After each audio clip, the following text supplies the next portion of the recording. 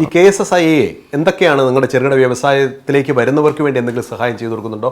അവർക്ക് അവയർനെസ്സോ ബോധവൽക്കരണമോ അല്ലെങ്കിൽ എങ്ങനെ വ്യവസായം ചെയ്യണമെന്നുള്ള സഹായം എന്നില്ല, അതോ ഒരാൾ സംഘടനയിലേക്ക് വരണമെങ്കിൽ ചെറുകിട വ്യവസായി ആയതിനു ശേഷം മാത്രമേ നിങ്ങളുടെ സംഘടനയിലേക്ക് എത്താൻ പറ്റുള്ളൂ? എങ്ങനെയാണ് അതിൻ്റെ ചെറുകിട വ്യവസായം ആയതിനു ശേഷം മാത്രമേ ഞങ്ങളുടെ സംഘടനയിൽ അംഗത്വം എടുക്കുള്ളൂ. പക്ഷെ അതിന് മുമ്പ് തന്നെ ഇവർ ട്രെയിനിങ് പ്രോഗ്രാമിന് വരുന്ന കാലഘട്ടം മുതൽ നമ്മളവരെ കാണാറുണ്ട്. ഇപ്പോൾ ഗവൺമെൻറ് സംഘടിപ്പിക്കുന്ന 12 ദിവസത്തെയും 13 ദിവസത്തെയൊക്കെ ട്രെയിനിങ് പ്രോഗ്രാമുകളുണ്ട്. ഇപ്പോൾ തിരുവനന്തപുരത്ത് തന്നെ RDC എന്ന് പറഞ്ഞൊരു ട്രെയിനിങ് സെൻ്ററുണ്ട്. അത് സ്പോൺസർ ചെയ്തിരിക്കുന്ന ഇവിടുത്തെ ലീഡ് ബാങ്കാണ്. ഇന്ത്യൻ ഓവർസീസ് ബാങ്കാണ് ഇവിടുത്തെ ലീഡ് ബാങ്ക്. അതുപോലെ കനറ ബാങ്ക്, സ്റ്റേറ്റ് ബാങ്ക്, അവരെല്ലാം അവരുടേതായ രീതിയിൽ ഈ പ്രൊമോഷണൽ ആക്ടിവിറ്റീസ് നടത്താറുണ്ട്. ഈ പ്രോഗ്രാമിലെല്ലാം ഞങ്ങളുടെ റെപ്രസെൻറ്റേറ്റീവ് കാണും. അപ്പോൾ നമ്മളിപ്പോൾ ഈ 13 ദിവസത്തെ ക്ലാസ്സിൽ 13ാമത്തെ ദിവസമായിരിക്കും ഒരു സക്സസ്ഫുൾ എൻ്റർപ്രണർ എന്ന നിലയിൽ ഞങ്ങളെ അവിടെ ഇൻട്രൊഡ്യൂസ് കൊണ്ടുവരുന്നത്. അത് ഏറ്റവും കൂടുതൽ അറ്റൻഡൻസ് ആ ദിവസമായിരിക്കും.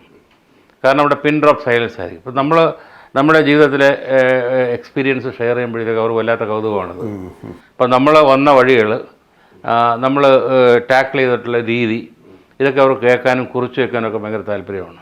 ഇപ്പം ഞാൻ ചോദിക്കുന്നത്, ഇപ്പോൾ ഒരു വ്യവസായം തുടങ്ങാൻ ഒരാൾ ആഗ്രഹിക്കുന്നു, ഒരു ചെറുപ്പക്കാരൻ യുവതിയോ യുവാവോ ആഗ്രഹിക്കുന്നു, എന്തോ ആയിക്കോട്ടെ, മെഴുകുതിരിയാവാം, ചോക്കാവാം, അല്ലെങ്കിൽ ഈ ബൈൻഡിങ് ആവാം, അല്ലെങ്കിൽ മെഷീനറീസ് ഉപയോഗിച്ചുള്ള ലാർജ് സ്കെയിൽ മെഷീനറീസ് ഉപയോഗിച്ചിട്ടുള്ള കട്ടിങ് പോലുള്ള സാധനം, അതിനവരാദ്യം ചെയ്യേണ്ട നടപടികൾ എന്തൊക്കെയാണ്? അവരാദ്യം ചെയ്യേണ്ടതെന്ന് പറഞ്ഞാൽ എല്ലാ ജില്ലയിലും ജില്ലാ വ്യവസായ കേന്ദ്രങ്ങൾ പ്രവർത്തിക്കുന്നുണ്ട്. ജില്ലാ വ്യവസായ കേന്ദ്രത്തിൻ്റെ കീഴിൽ ഓരോ താലൂക്കിലും ഓരോ ഓഫീസറെ വെച്ചിട്ടുണ്ട്. പിന്നെ ഇപ്പോൾ താഴോട്ട് വന്നിട്ട് പഞ്ചായത്ത് തലത്തിലും ഓരോ ഓഫീസർമാരുണ്ട്. അപ്പോൾ ഞാൻ ഏത് പഞ്ചായത്താണെന്ന് വെച്ചാൽ, അല്ലെങ്കിൽ ആ സംരംഭം ഏത് പഞ്ചായത്തിലാണോ ആ പഞ്ചായത്തിലൊരു ഓഫീസറുണ്ടാവും. അവിടുന്ന് വേണം തുടങ്ങാനായിട്ട്. അവിടുന്ന് ജില്ലാ വ്യവസായ കേന്ദ്രത്തിലെത്തും. അവർ പരിശീലനം കൊടുക്കും. നേരത്തെ ഞാൻ സൂചിപ്പിച്ചില്ല, ആ പരിശീലനത്തിനകത്ത് ഞങ്ങളുടെ റെപ്രസെൻറ്റേറ്റീവ് കാണും.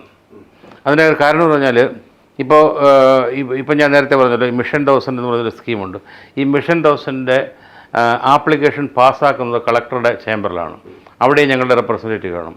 അതുപോലെ ഈ സബ്സിഡി പാസ്സാക്കുന്നൊരു കമ്മിറ്റിയുണ്ട്, എൻ്റർപ്രണർ സപ്പോർട്ട് സ്കീം എന്ന് പറഞ്ഞിട്ട്, സ്റ്റേറ്റ് ഗവൺമെൻറ് ESS എന്ന് പറയും. അത് പാസ്സാക്കുന്നതും കളക്ടർ ചേംബറിലാണ്. അവിടെ ഞങ്ങളുടെ റെപ്രസെൻറ്റേറ്റീവ് കാണും. അപ്പോൾ നമ്മൾ പ്രതിനിധാനം ചെയ്യുന്നത് ഞങ്ങളുടെ മെമ്പറാണെങ്കിലും അല്ലെങ്കിലും ഒരു ജില്ലയിലെ മുഴുവൻ വ്യവസായികളെയും പ്രതികരിച്ചിട്ട് ഞങ്ങളുടെ പ്രസിഡൻസിൻ്റെ പ്രത്യേകത എന്ന് പറഞ്ഞു കഴിഞ്ഞാൽ, ഓരോ ആൾക്കാരുടെയും സബ്സിഡി പാസ്സാക്കുമ്പോഴത്തേക്ക് കളക്ടർ നമ്മുടെ അടുത്തൂടെ ചോദിക്കുമ്പോൾ നമ്മൾ സബ്സിഡിക്ക് അപേക്ഷിച്ച തുക എത്രയാണ്, അതിലവർ എത്ര വെട്ടിക്കുറച്ചിട്ടുണ്ട്, എന്തൊക്കെയാണ് അതിൻ്റെ കാരണങ്ങൾ, അത് നമ്മൾ പരിശോധിച്ചിട്ട് നമ്മൾ ഈ വ്യവസായിയെ വിളിച്ചിട്ട് അപ്പീൽ കൊടുക്കേണ്ടതാണ് അപ്പീൽ കൊടുക്കാൻ പറയും.